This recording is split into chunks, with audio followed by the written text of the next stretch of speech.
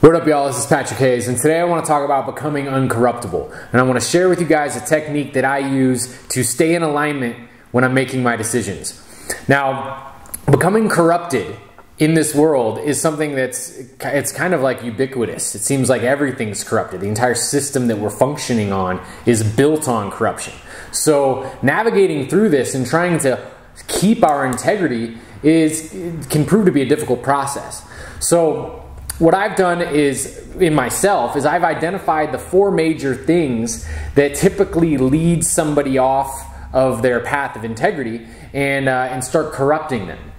And what I do is, before I make any decision, I ask myself, is this decision being made to serve any one of these 4 corrupting forces? These 4 forces are sex, money, power, and fame. It's pretty obvious when you look at it. But it's something that I don't think a lot of people actually go through the process of questioning themselves on before they make their decisions. Now, the way I kind of do it is I ask myself, now whether this is, whether I'm asked to share at a ceremony or before I make a video, before I make a song, or for any real decision that I make in my life, I ask myself, if I wasn't going to receive any money, sex, power, and fame from this, would I still be feeling fulfilled about whatever it is that I was doing? Would I still feel good about it? Would I still feel excited about doing that? And if I can honestly answer yes to that question, then I know I'm doing it for the right reasons. So how I kind of frame this in my head is, I think if I lived in a world where money didn't exist, would I still feel inspired to do whatever this is? And if I do feel inspired to do it, then it's okay for me to receive money from that, because I'm not doing it for the money. So this is a good way of being able to understand the purpose for why you're actually doing it, or the reason why you're making your decision. And if you can honestly know within yourself that you're not making the decision for the money, or for the power, or for the fame, or for the sexual attraction, then it's not always a bad thing to receive some of these things for the decision you're making. Meaning it's not bad to receive money or charge money to do something that you would do anyway in a world where you didn't need money. So this proves to be super helpful for me, and it just kind of puts me in alignment with any decision that I'm making. Now, this is especially important for those of us that are in the conscious awakening community that want to see this community go in a desirable direction. Because we have this huge new age fad thing going on. And what I mean by that is that the new age fad is kind of that it's cool to be spiritual, it's cool to be evolved, it's cool to be psychic, it's cool to be reading spiritual texts and quoting deep philosophical quotes. This is all a cool thing. And because it's a cool thing, it attracts a whole lot of different people than it would normally attract. Meaning, and that's a good thing, because a lot of people that wouldn't or otherwise be interested in evolving themselves for spirituality are being drawn towards it because it's cool. Now, the downside to that is that a lot of the people that are involved in it aren't involved in it for the deeper meaning. They're not involved in it for the deeper purposes. They're involved in it because they think it's cool. Now, it's good because then when you start doing these practices, even though if you weren't interested in it for deeper reasons, you might have a deeper experience that might start waking you up, and then you'll see the truth or the deeper aspect to it, and then be in it for the deeper reasons. And so it's good that we're attracting a lot of people to this movement that otherwise wouldn't be attracted to it. But we have to be aware that this is a fad, right? And because it's a fad, it gives the opportunity for a lot of charlatans to rise up. Because there's so many people that, since they're not in it for integrous reasons, they're in it to be cool, to be the one that has the spiritual thing to say so that they can aggrandize themselves and their ego. A lot of these people will be attracted to other people that are charlatans, that are doing it for the same selfish reasons, but they say egos are attracted to bigger egos. So people that have kind of mastered the wizardry of learning the lingo and learning all the memes and learning how to talk and how to portray yourself as if you're a spiritual giant or you're this major spiritual divine person, when in actuality you're just doing it to feed your own ego. So with these people, they can kind of run amok in a culture or a group of people where a lot of them don't have that clear discernment within themselves, because they're just kind of attracted to it as like a cool new thing to do, and they're newcomers. They don't really know the scene. Now, a good example of this is like Whole Foods. Whole Foods is like a corporation that, you know, is really just a greedy corporation. That maybe it started on in alignment principles. Maybe they were like, we want to bring organic to the world.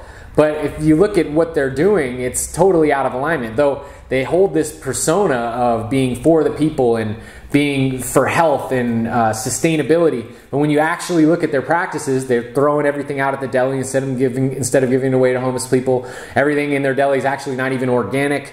They steal a lot of products from the individual product makers, meaning they take on new products and then they study which products are doing best, and then they replace them with the 365 brand, which is their own brand, and they can do it cheaper because they can do it at more volumes, and then they bump out the people that created the new innovation in the first place. Anyway, they have all these cutthroat corporate practices that they're applying, yet they have this whole persona of being for the people and local and organic and for the health. But it's basically just a facade. And this all comes back to the decision making of us as individuals when we're taking on these new ventures to create a better world. Because if we're trying to create something like the inception of Whole Foods, this idea of bringing organic to the community and doing all of these things to help better the world, but we start making compromises, then eventually we can get way off track and have this corporation that's basically just like any other corporation that's just using this charlatanism facade to attract all these people that are into spirituality, right? See, how it happens is we have our integrity, right? And then we're faced with a decision in which we might have to compromise our integrity slightly, or we might have to say goodbye to the vision that we hold, or maybe to an aspect of the vision that we hold. And oftentimes what we'll do then in that situation is we'll compromise our integrity, just slightly. But the problem with this is that gradually over time, if we keep compromising our integrity slightly every time we're faced with the decision or fork in the road, then over time we can just basically lose all of our integrity and become something that we never intended in the first place. And you see this a lot with maybe some of the musicians you may have followed, or maybe some organizations or corporations where there was a time where they were like solid, they were so integrity, but then they sold out. That's like what the term selling out is. It was like, you know, the artist was great. They used to come from the heart. They were like speaking for the people. And then now they're like doing pop songs to try to sell Coca-Cola. Like, what happened? They sold out. And it's not something that necessarily just happens instantly, but actually more often it's something that happens gradually. And this is why it's so important for us to stay in integrity when we're making our decisions and go through that cycle of asking ourselves, are we making this decision to serve money, sex, power, or fame? Or is this something that we would feel fulfilled and feel good about doing if all of those things were off the table? And if they're off the table, it's not a bad thing to accept money for our services. It's not a bad thing to get some of those things as bonuses, as long as we can truly and honestly know within ourselves that we're making the decision for our reasons of integrity.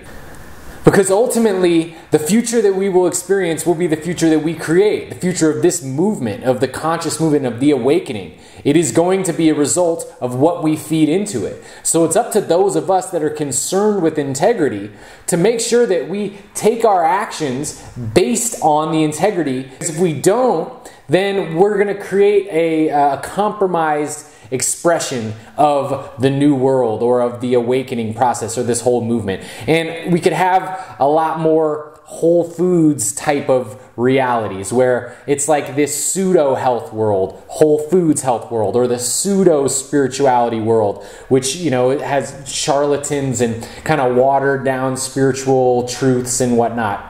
And we don't want a watered down version. We want the real thing. So in order to create the real thing, we have to be the real thing.